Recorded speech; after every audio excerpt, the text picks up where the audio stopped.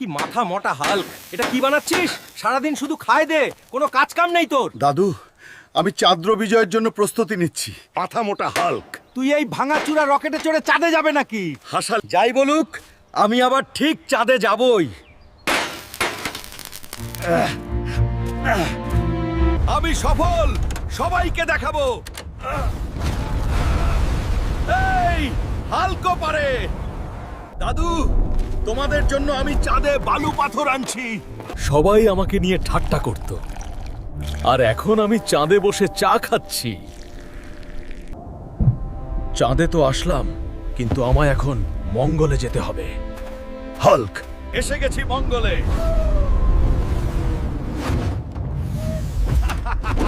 হাল্কার প্রযুক্তি দিয়ে অ্যালন মাস্কের আগেই এই হাল্ক মঙ্গল গ্রহে আসলো।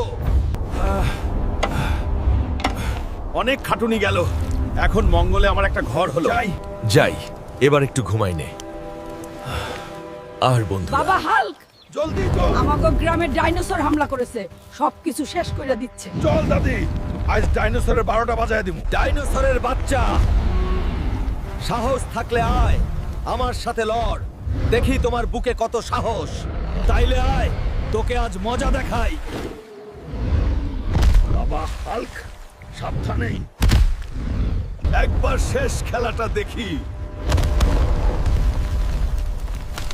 খেল খতম করে দিছি। সবাই এখন নিশ্চিন্ত থাকেন। তো ডাইনোসর খেলা শেষ কইরা দিছে। এই হাল্ক, জয় হাল্কের। হাল্ক বাঁচাইছে গ্রামটা।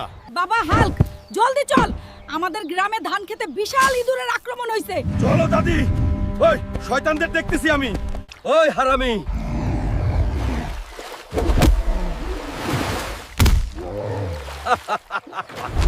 মারো হাল্ক।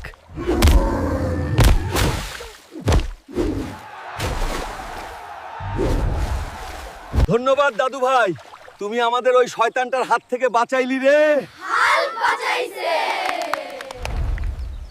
বাবা হালকুট, মক্তব শুরু হয়ে গেছে।